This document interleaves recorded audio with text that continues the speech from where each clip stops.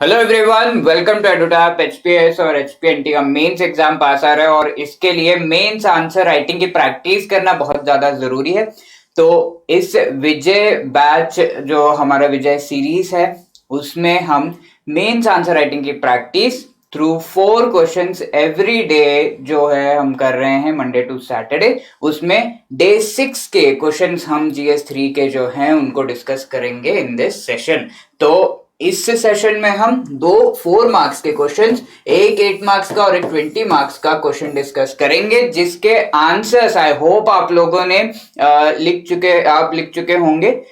ये इसकी जो क्वेश्चन फाइल है आपको टेलीग्राम चैनल पर सुबह आप मिल गई होगी और उसको आपने आंसर किया होगा, उसको आपको चेक करना है यहाँ पर। और इन क्वेश्चंस को हम बहुत ही बढ़िया तरीके से 3 स्टेप फॉर्मूला का यूज करके आंसर करते हैं, जहां पर हम सबसे पहले आइडेंटिफाई करते हैं कि क्वेश्चन में पूछा क्या गया है, डायरेक्टिव वर्ड क्या है, इसमें माइक्रो क्वेश्चंस क्या है, each and every micro question को किस तरीके से हमें आंसर करना है। और तीसरी बात यह है कि हम किस तरीके से अपने आंसर को एनरिच कर सकते हैं, यानी कि कैसे हम अलग अलग तरह के reports, indices, data, case studies का यूज करके अपने आंसर के पॉइंट्स को और भी ज्यादा अच्छा और अट्रैक्टिव बना सकते हैं, ताकि हमारे मार्क्स जो है वो मैक्सिमाइज हो सके। तो 4, 8 एंड 20 मार्क्स के क्वेश्चंस को हम डिस्कस करेंगे जीएस 3 पेपर में से। और सबसे पहला क्वेश्चन आपके सामने दोस्तों यहाँ पर है जीएस 3 का, जो कि है poverty, inequality, unemployment, inflation in India. ये जो जीएस 3 के यूनिट 1 सब यूनिट 1 का टॉपिक है उसमें से है। यहाँ पर सबसे पहला क्वेश्चन है डिस्क्राइब डिमांड पुल इन्फ्लेशन। ठीक है, तो इन्फ्लेशन से रिलेटेड कई सारे क्वेश्चंस आते हैं एंड डिमांड पुल इन्फ्लेशन पर ये क्वेश्चन पूछा गया है। 60 वर्ड्स में आपको आंसर करना है, 4 मार्क्स का है एंड डायरेक्ट क्वेश्चन है। ऑब्वियसली 4 मार्क्स का क्वेश्चन मोस्टली ऐसा ही होता है। डिमांड पुल इन्फ्लेशन को आप डिफाइन करोगे। तो सबसे पहले हम बताएंगे कि डिमांड पुल इन्फ्लेशन क्या होता है। उससे पहले ये भी पता होना चाहिए कि इन्फ्लेशन क्या होता है। इन्फ्लेशन क्या है? It is the rise in general level of prices, यानी कि जो प्राइसेस हैं उनमें अगर हम इंक्रीज देख रहे हैं उसे हम इन्फ्लेशन कहते हैं। और ये जो इंक्रीज इन प्राइसेस है वो general level of increase in prices है। जनरल का मतलब ये है कि सिर्फ एक कमोडिटी में अगर इंक्रीज इन प्राइस देखा गया है उसे हम इन्फ्लेशन नहीं कह सकते। बहुत सारे कमोडिटीज, ये पेन भी, ये कपड़े और जो भी चीजें आप यूज कर रहे हैं, इलेक्ट्रॉनिक्स हो गए, सभी के प्राइसेस अगर बढ़ रहे हैं तब उसे हम, उस सिचुएशन को हम इन्फ्लेशन कहते हैं। तो ब्रॉड बेस्ड होना चाहिए, तब हम उसे general level of increase in prices कहते हैं। और जब ऐसा होता है तब उसे हम इन्फ्लेशन कहते हैं। तो ये वर्ड काफी ज्यादा जरूरी है, इंपॉर्टेंट है, जो कि आपको अपने डेफिनेशन में डेफिनेटली लिखना होगा। और इन्फ्लेशन मोस्टली किस वजह से होता है? जब भी एक मिसमैच होता है बिटवीन डिमांड एंड सप्लाई, तब इन्फ्लेशन होता है, द प्राइसेस बढ़ जाते हैं। यानी कि जब भी सप्लाई का लेट से कम हो गई है तो जो भी अवेलेबल रिसोर्सेस है उसके लिए लोग ज्यादा पैसा देने की कोशिश करेंगे और उससे प्राइसेस बढ़ जाएंगे। सप्लाई उतनी ही है बट डिमांड जो है वो बढ़ गई है। जब डिमांड बढ़ जाती है तो जो भी अवेलेबल रिसोर्सेस है अगेन उसके लिए ज्यादा पैसा देने के लिए लोग रेडी होते। डिमांड बढ़ने का मतलब है कि मैं ज्यादा पैसा दूंगा, मुझे दो। ये जो है डिमांड बढ़ने का मतलब है। तो दोनों ही केसेस में हम देख रहे हैं कि अगर एक मिसमैच हो रहा है और डिमांड अगर इंक्रीज हो रही है या फिर सप्लाई कम हो रहा है, उस केस में हम इन्फ्लेशन देखते हैं। तो यहाँ पर एक तरह के इन्फ्लेशन की हम बात कर रहे हैं जहां पर डिमांड जो है वो सप्लाई से ज्यादा है और डिमांड इंक्रीज होने की वजह से, डिमांड पुल हम कह रहे हैं इस इन्फ्लेशन को, डिमांड इंक्रीज होने की वजह से इन्फ्लेशन हो रहा है। राइट दोस्तों, तो ये चीज हम यहाँ पर बताएंगे। Either the demand increases over the same level of supply or the supply decreases over the same level of demand and thus the situation of demand pull inflation arises। जो भी हो, दोनों ही केसेस में हम ये देखेंगे कि डिमांड सप्लाई से ज्यादा है। किसी भी तरीके से अगर डिमांड बढ़ गया सप्लाई के कंपैरिजन में, पहले तो दोनों इक्वल होते हैं, डिमांड एंड सप्लाई दोनों इक्वल हैं। बट अगर डिमांड किसी भी वजह से बढ़ गया इन कंपैरिजन टू सप्लाई, तब डिमांड के बढ़ने की वजह से उसे हम डिमांड पुल इन्फ्लेशन कहते हैं। ऐसा भी केस हो सकता है जहां पर डिमांड तो सेम है लेकिन सप्लाई कम हो गई है, तो ऐसे में एक मिसमैच हो जाता है और इसके वजह से भी इन्फ्लेशन होता है। तो हम कह रहे हैं कि दोनों ही चीजों की वजह से होता है। इसके साथ में it is also sometimes regarded as the creation of extra purchasing power. Extra purchasing power यानी कि आपके पास ज्यादा पैसे आ गए हैं, गवर्नमेंट ने सब्सिडीज में दिया, आप ज्यादा कमा रहे हो, आपका बिजनेस बढ़ रहा है, आपके एम्प्लॉयर बहुत खुश है, तो इन सारी चीजों की वजह से एक्स्ट्रा पैसे आपके पास आएंगे, तो एक्स्ट्रा परचेसिंग पावर आएगी। उसके वजह से हम देखेंगे कि हमारा जो purchasing power is nothing but खरीदने की जो शक्ति है, यानी कि ज्यादा से ज्यादा पैसे हम देने की कोशिश करेंगे जो भी रिसोर्सेस हमें चाहिए, ठीक है, सो दैट वो सारे रिसोर्सेस हमें मिले। इसको हम एक्स्ट्रा परचेसिंग पावर कहते हैं to the consumer over the same level of production. Production तो बढ़ नहीं रहा है, जो मार्केट में चीजें आ रही हैं वो तो बढ़ नहीं रही हैं, बट हमारा परचेजिंग पावर बढ़ गया, यानी कि हम ज्यादा पैसे देने के लायक हो गए। ऐसा जब होता है तब प्राइसेस बढ़ जाती हैं, ठीक है। Which happens due to wage revision, जिस तरीके से मैंने बताया, the micro level, deficit financing macro level पे गवर्नमेंट ने पैसे दिए, deficit financing let's say subsidies देने हैं गवर्नमेंट को और उसे फाइनेंस किया गया है और वो सब्सिडीज दिए गए हैं, सब्सिडीज में कुछ पैसा आपको भी आया, या फिर आपके एम्प्लॉयर बहुत खुश है आपसे और आपको जो है इंक्रीमेंट दिया है, तो उस केस में आपको आपके पास ज्यादा पैसे होंगे, आप ज्यादा खर्च करना चाहोगे। गवर्नमेंट की ट्रैकिंग, ये चीज को ट्रैक किया जाता है, डिमांड सप्लाई का जो मैट्रिक्स है। Expert suggest cuts in spending, तो इसको कैसे हैंडल किया जा सकता है, तो देख सकते हैं आप किस तरीके से हमने शुरुआत की। एक पॉइंट हमारा हो गया कि इन्फ्लेशन क्या है, दूसरा पॉइंट हमारा हो गया कि ये क्यों होता है, ठीक है, क्या सिचुएशन है जिसकी वजह से ये होता है। तीसरे पॉइंट में हम ये कह रहे हैं क्या इसके रीजंस हो सकते हैं, ठीक है। चौथे पॉइंट में हम बता रहे हैं कि इसको हम किस तरीके से टैकल कर सकते हैं। तो इस तरीके से आपको डिफरेंट डायमेंशंस 4 मार्क्स के क्वेश्चन में भी सिर्फ एक्सप्लेन करके नहीं छोड़ना है, डिफरेंट डायमेंशंस उसके बताने हैं, ठीक है, ताकि एटलीस्ट 4 पॉइंट्स आपके हो और 4 मार्क्स आपके कहीं ना जाए, ठीक है, 4 में से 3 तो आए। Expert suggest cuts in spending, जो भी स्पेंडिंग है, गवर्नमेंट क्या करना है यहाँ पर, गवर्नमेंट को सब्सिडीज कम करनी है, आपके बॉस को जो है थोड़ा खुशी जो है वो किसी और तरीके से जतानी है। तो ये जो है tackling excess demand mainly by increasing taxes and reducing government expenditure. Government क्या कर सकती है, टैक्सेस बढ़ाएगी, एक्सपेंडिचर कम करेगी। At times goods in short supply, या फिर सप्लाई और प्रोडक्शन को बढ़ाने से भी हम दोनों को इक्वल कर सकते हैं, राइट दोस्तों। या तो हमें डिमांड कम कर देना है क्योंकि डिमांड ज्यादा है सप्लाई के कंपैरिजन में, तो सप्लाई या तो बढ़ाना है या तो डिमांड हमें कम करना है। तो उनके क्या स्टेप्स है वे से वो हमने देख लिया। Apart from the government, central bank भी स्टेप्स लेते हैं जहां पर जो पॉलिसी इंटरेस्ट रेट्स हैं, जैसे कि रेपो रेट, SDF, इन सभी को वेरी करती है सेंट्रल बैंक। तो ये सारी चीजें हो गई अबाउट डिमांड पुल इन्फ्लेशन। एक छोटा सा आप जो है, अगर स्पेस है, टाइम है, तो you can give a conclusion की demand pull inflation disrupts the general balance of demand supply and can be handled appropriately as per the condition. जो भी कंडीशंस है जहां पर सप्लाई बढ़ाई जा सकती है सप्लाई बढ़ाएंगे, डिमांड कम की जा सकती है डिमांड कम करेंगे। तो जो भी कंडीशन है उसके हिसाब से उसे हैंडल किया जाता है। जो सारे कंडीशन हमने देख लिए, कैसे हैंडल करना है वो भी हमने देख लिया। तो ये था 4 मार्क्स का क्वेश्चन, 60 वर्ड्स में इस तरीके से आप इसको आंसर करोगे। दूसरा क्वेश्चन दोस्तों, व्हाट इज स्ट्रक्चरल अनएम्प्लॉयमेंट। तो स्ट्रक्चरल अनएम्प्लॉयमेंट ये भी अगेन स्ट्रेट फॉरवर्ड 4 मार्क्स के लिए, ये है from poverty and inequality unemployment inflation in India. ये जो टॉपिक है जो GS3 का यूनिट 1 सब यूनिट 1 का है, उससे हम ये देख रहे हैं स्ट्रक्चरल अनएम्प्लॉयमेंट का टॉपिक। तो डायरेक्ट आपको स्ट्रक्चरल अनएम्प्लॉयमेंट डिफाइन करना है, इसके डायमेंशंस जो है होता क्या है, किस वजह से हो रहा है, ये सारी चीजें आप बता सकते हो।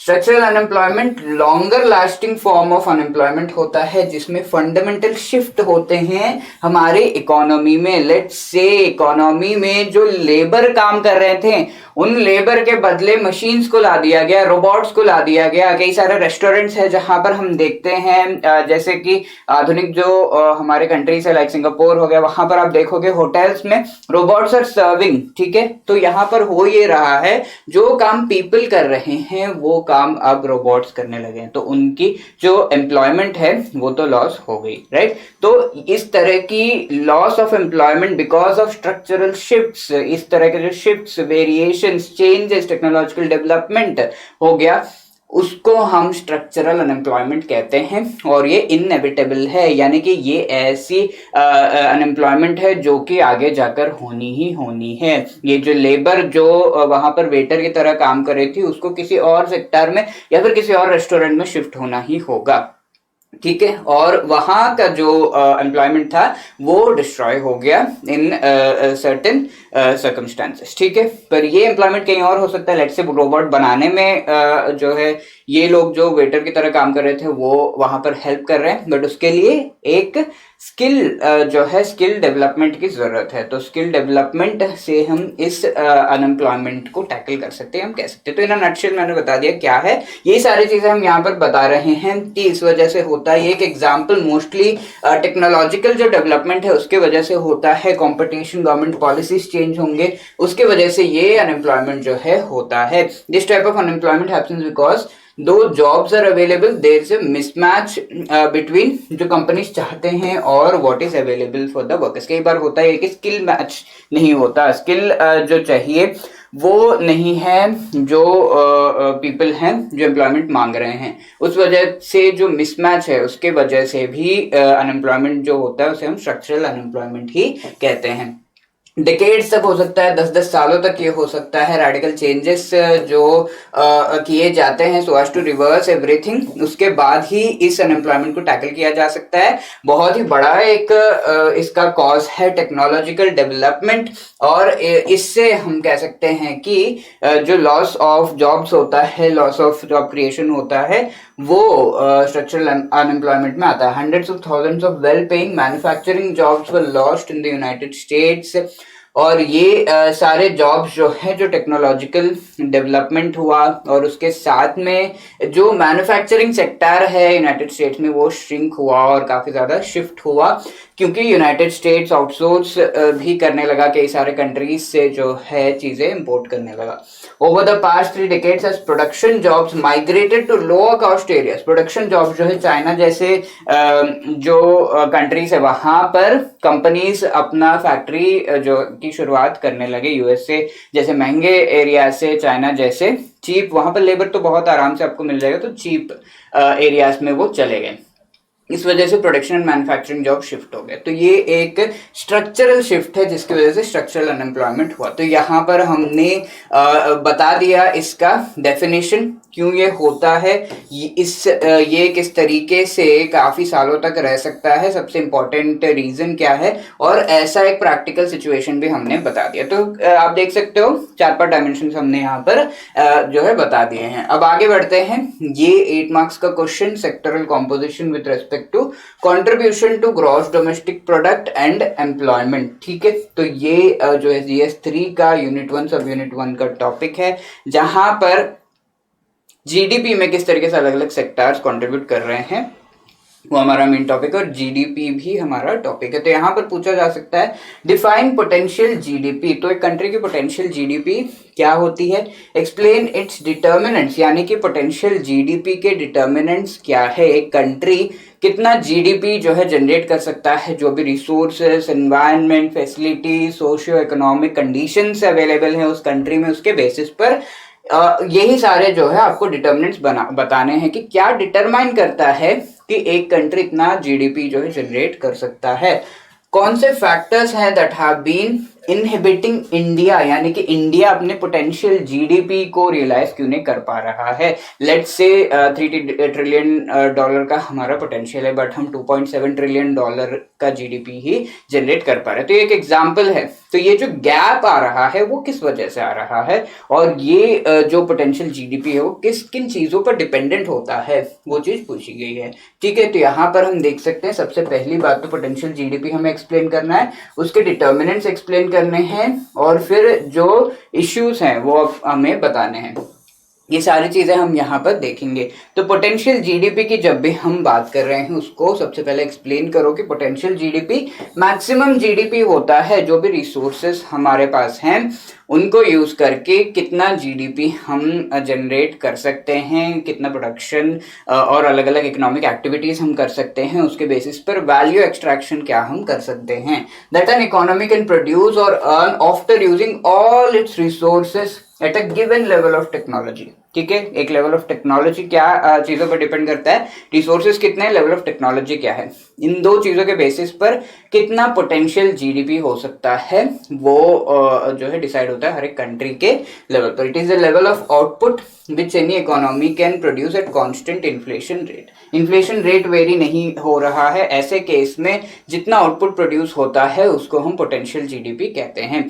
यानी कि क्या पोटेंशियल है, रिसोर्सेज जो अवेलेबल है उसके बेसिस पर क्या पोटेंशियल है उस पर्टिकुलर कंट्री का। डिटर्मिनेंट्स क्या है, स्किल जो वर्कर्स में है वो एक डिटर्मिनेंट है, लेबर मार्केट की फ्लेक्सिबिलिटी किस तरीके से है, लेबर लॉज कैसे हैं, किस तरीके से उन लॉज में रिफॉर्म्स लाए जा रहे हैं, और स्पेसिफिक स्टेट स्पेसिफिक लेबर जो कंडीशंस हैं उनको और अवेलेबिलिटी जो है उसके बेसिस पर भी हम जो पोटेंशियल जीडीपी है उसके बारे में कह सकते हैं। एफिशिएंसी ऑफ कैपिटल, एफिशिएंसी यानी कि कैपिटल जो पैसे हैं इन्वेस्ट हो रहे हैं, इन्वेस्टमेंट किस तरीके से आ रहा है पहला तो, दूसरा ये कि ये इन्वेस्टमेंट की क्वालिटी किस तरीके की है, इसका टाइम ड्यूरेशन कितना है, इन सारे चीज़ों पर डिपेंड करता है कि किस तरीके की प्रोडक्शन होगी, इकोनॉमिक एक्टिविटी होगी और क्या जो है जीडीपी जनरेशन किया जा सकता है। नेचुरल रिसोर्सेज कैसे हैं, उनको डिस्कवरी एंड उनको यूटिलाइज करने का पूरा सेटअप किस तरीके का है।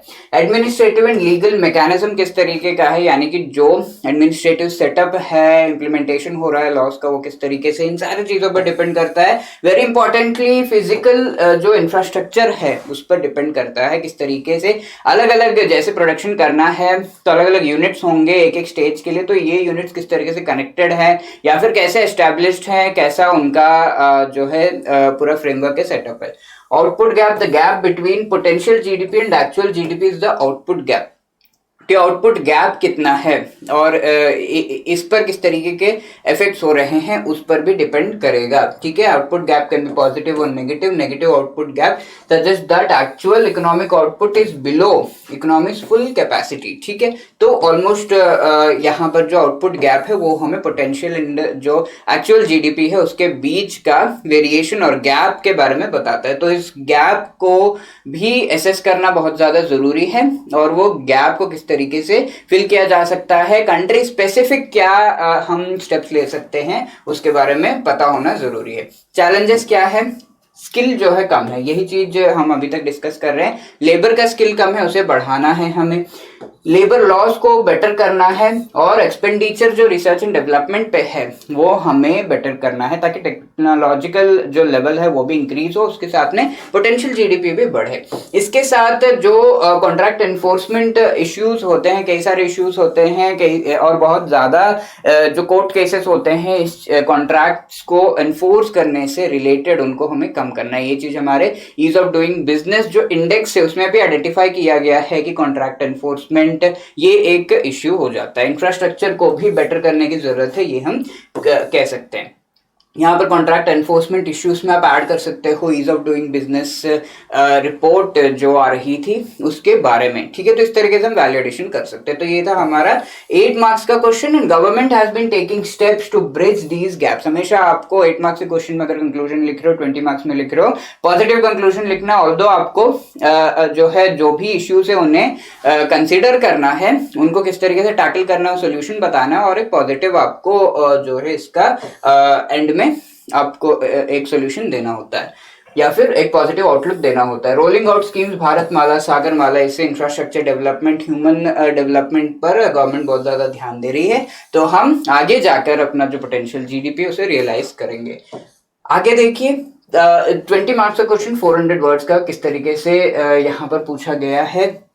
ये अगेन है पॉवर्टी, इनइक्वालिटी, अनएम्प्लॉयमेंट, इन्फ्लेशन, ये जो टॉपिक है इसके साथ में और भी जो हमारे GS3 के टॉपिक्स हैं उनसे ये क्वेश्चन काफी ज्यादा रिलेट करता है। तो यहाँ पर पूछा गया what is cashless economy, what are the advantages and disadvantages of a cashless economy. तो यहाँ पर सबसे पहले आपको कैशलेस इकोनॉमी होती क्या है उसके बारे में बताना है, एडवांटेजेस क्या है, डिसएडवांटेजेस क्या है इस तरीके के इकोनॉमी के उसके बारे में आपको बताना है।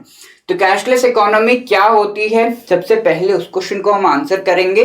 जहां पर कैश जो है वो कम यूज होता है is one where cash, paper and coin currency is not used for financial transactions. ठीक है, कैशलेस यानी कि बिल्कुल भी कैश यूज नहीं होता है, पूरा ऑनलाइन ट्रांजैक्शंस होते हैं, तो उसे कैशलेस कहते हैं। ऑल ट्रांजैक्शन जो भी इलेक्ट्रॉनिक वे में होता है, डिजिटल ट्रांजैक्शंस को हम कैशलेस इकोनॉमी का पार्ट कह सकते हैं। और ये चीज हमने रियलाइज की कोविड पेंडेमिक के समय, जिस तरीके से हमारा साथ दिया यूपीआई ने, और जिस तरीके से वो डेवलप हुआ, सारे जो एप्स एंड पूरा इंफ्रास्ट्रक्चर डेवलप किया गया, उसमें हमने कैशलेस इकोनॉमी को बहुत ही अच्छी तरीके से इंडिया में एंड वेरियस अदर कंट्रीज में रियलाइज किया। एडवांटेजेस क्या है इसके हम बताएंगे, फिर रिडक्शन इन क्राइम रेट, जहां पर जो नोटों की थेफ्ट है वो कम होगी। ये चीज हम कह सकते हैं, नोट दबा के बैठ जाते हैं, और जो मनी लॉन्ड्रिंग वगैरह जो है उसमें नोट यूज होते हैं, ये सारी चीजें कम हो सकती हैं।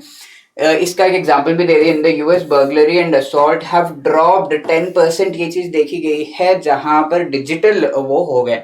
मनी एंड टाइम को सेव करेगा, आपको प्रिंट करने की जरूरत नहीं है, मनी को टाइम सेव हो रहा है, मनी सेव हो रहा है, गवर्नमेंट का पैसा बच रहा है, राइट। सारे ट्रांजैक्शंस ऑनलाइन हो रहे हैं, कन्वीनियंस ज्यादा है। ऑब्वियसली बहुत सारे नोट उठाकर हमने ले जाने की जरूरत नहीं होती, अभी just on a click of the mobile phone हम पैसों को ट्रांसफर कर सकते हैं, और रिस्क जो है कम है। Stolen, it is easy to block a credit card जो है आराम से आप ब्लॉक कर सकते हो इनको। पैसे अगर चोरी हो जाए उनको वापस लाना डिफिकल्ट होता है, बैग में भर के पैसे आप कहीं ले जा रहे हो, चोरी हो गया तो वो कुछ नहीं किया जा सकता। बट अगर कार्ड चोरी हो जाए, गिर जाए, तो आप उसको ब्लॉक करके नया कार्ड ले सकते हो, राइट। तो ये चीज हो सकती है, ये सारे एडवांटेजेस है। बट इन्हीं एडवांटेजेस में हम डिसएडवांटेजेस भी देख रहे हैं, जहां पर हमें पता है कि जो डेटा है, decrease in the usage of cash is accompanied by an increase in the data with respect to accounts transactions. ये चीज जो है डेटा हैंडलिंग इश्यूज क्रिएट करती है, बहुत सारा डेटा चाहिए, कैसा ट्रांजैक्शन कैसे हुआ, कब हुआ, उसका ट्रांजैक्शन नंबर, वो सारी चीजें जो है स्टोर होती हैं, और उस डेटा को हैंडल करना मुश्किल हो जाता है। कई बार प्राइवेसी इश्यूज भी उसमें आ जाते हैं, जहां पर ट्रांजैक्शन के डिटेल्स किसको जा रहे हैं, नहीं जा रहे हैं, इनको किस तरीके से हाइड करना है, टोकनाइजेशन का रिसेंटली जो है न्यूज में था, ये सारी चीजें आप यहाँ पर ऐड कर सकते हो। ठीक है, तो करंट जो चीजें चल रही हैं उनके बेसिस पर आप चीजों को ऐड कर सकते हो। प्राइवेसी इश्यूज ये सारे जो हैं यहाँ पर इंक्लूड हो जाएंगे। आइडेंटिटी थेफ्ट, तो यहाँ पर देखिए आइडेंटिटी आपकी जो है वो जहाँ आप ट्रांजैक्शंस बहुत सारे किसी एक ऐप से कर रहे हो या फिर मीडियम से कर रहे हो, बैंक को आपके ट्रांजैक्शन के बारे में पता है, तो आपकी आइडेंटिटी यानी कि आप किस तरीके से एक इकोनॉमिक पर्सन हो उसके बारे में पता है, तो आइडेंटिटी थेफ्ट जो है हो सकता है ये किसी और को पता चल गया। और कई बार इस तरीके का डेटा सेल किया जाता है एडवर्टाइजमेंट्स को जो है अट्रैक्ट करने के लिए। इन चीज़ों से हम कह सकते हैं कि एक तरीके का डिसएडवांटेज हो सकता है। डिजिटल डिवाइड भी है यहाँ पर, और डिजिटल डिवाइड जो रूरल अर्बन एरियाज में है, पीपल जो बहुत ज़्यादा टेक्नोलॉजी यूज़ नहीं करते उनके बीच में जो डिजिटल डिवाइड है, इसके वजह से भी इश्यूज आ सकते हैं कि वो कैशलेस इकोनॉमी पे नहीं आ पाएंगे। तो हमें करना क्या है, कैशलेस इकोनॉमी का बहुत ज़्यादा बात नहीं करते हुए लेस कैश इकोनॉमी का हमें करना है, जो कि इंडिया में हो रहा है, जहाँ पर लेबर एंड उन सबको पेमेंट्स के लिए अभी भी पैसे यूज़ होते हैं, पैसे भी हम यूज कर रहे हैं और हम ऑनलाइन ट्रांजैक्शंस भी कर रहे हैं। तो लेस कैश इकोनॉमी की तरफ हमें आगे बढ़ना है, और ये चीज हम कंक्लूजन में लिख देंगे, राइट दोस्तों। तो इस तरीके से इन क्वेश्चंस को आप आंसर कर सकते हो। और इसके साथ लेट मी रिमाइंड यू कि हम आपके मेंस एग्जाम में बहुत अच्छी तरीके से आपकी हेल्प करने के लिए मेंस क्रैश कोर्स लेकर आ गए, जहां पर आपको मटेरियल एंड टेस्ट सीरीज इसके साथ में बहुत ही बढ़िया मॉडल क्वेश्चंस प्रोवाइड किए जा रहे हैं। पूरे के पूरे जीएस 1 2 3 जो सिलेबस है उसमें से model questions, complete syllabus almost cover करते हुए किस तरीके से आप क्वेश्चंस को आंसर कर सकते हो, उन मॉडल क्वेश्चंस को देखकर आपको पता चलेगा। लाइव डाउट सेशंस आपको प्रोवाइड किए जाएंगे, करंट अफेयर्स भी इसमें प्रोवाइडेड है। तो मटीरियल एंड आपको test series along with evaluation provide किया जा रहा है। या ये चीज जो है एक्चुअली 14,000 के, बट आफ्टर डिस्काउंट 10,000 में आपको प्रोवाइड किया जा रहा है। इसके साथ में अगर आप चाहते हो कि मेरे पास तो मटेरियल है, बस मुझे टेस्ट सीरीज चाहिए जो कि इवैल्यूएशन के साथ मिल जाए, तो वो भी प्रोवाइडेड है along with current affairs and Himachal GK के का जो पूरा मटेरियल है, वीडियोस, हैंडआउट्स, पीवाईक्यूज, वो भी आपको मिल रहे हैं, मॉडल क्वेश्चंस मिल रहे हैं, सॉल्व्ड एचएएस और हमारे यूपीएससी के प्रीवियस ईयर क्वेश्चंस आपको सॉल्व्ड मिल जा रहे हैं मेंस के live doubt session just for ₹6,000। इन दोनों कोर्सेज का लिंक आपको डिस्क्रिप्शन में मिल जाएगा। एंड इसके साथ आई होप आप बहुत ही अच्छे से अपनी प्रिपरेशन कर रहे होंगे। All the best. आपके सजेशंस बहुत ही ज़्यादा इंपॉर्टेंट है हमारे लिए। प्लीज़ जो भी आप जो है सजेस्ट करना चाहते हो फीडबैक इन सेशन से रिलेटेड, प्लीज़ हमें बता दीजिए in the comment section. All the best दोस्तों। जय हिंद, जय हिमाचल।